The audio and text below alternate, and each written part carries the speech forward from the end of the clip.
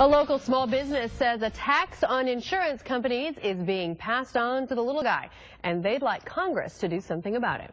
We thank you for joining us tonight. I'm Christina Munoz. And I'm Scott Inman. Little Rock Tours still pays for employee health insurance, though with fewer than 50 employees, it's not required to under the health care law. But as Channel 7's Janelle Lilly explains tonight, the company doesn't know how much longer they can pick up that tab if insurance costs keep going up. Janelle. Well, that's right. The Little Rock Tours says its business is like a family, and like a family, the owners want to take care of their own. And that's why they decided to keep paying for the company health insurance.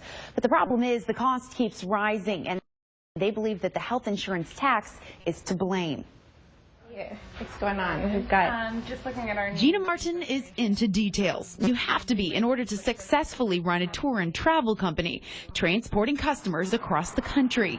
But one company detail that Gina is worried about these days is the increasing cost of providing health insurance to her employees.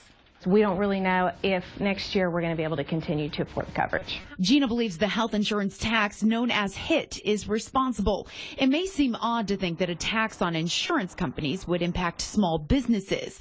This year, HIT will collect about $8 billion from the insurance companies. But according to the Congressional Budget Office, much of that will be passed on to everyone else with higher premiums.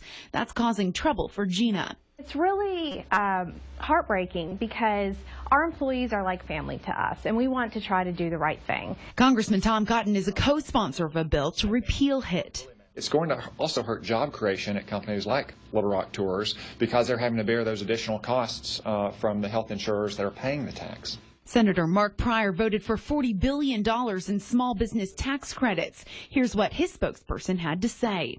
He'd look closely at expanding them if it would help Arkansans. Tom Cotton, on the other hand, used to be a highly paid Washington consultant for big insurance companies. So, of course, he'd rather give them tax breaks and eliminate tax credits for Arkansas small businesses.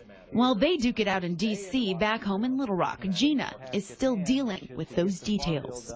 You'd think that we were in the travel business, but it seems this year we seem to be in the health insurance business.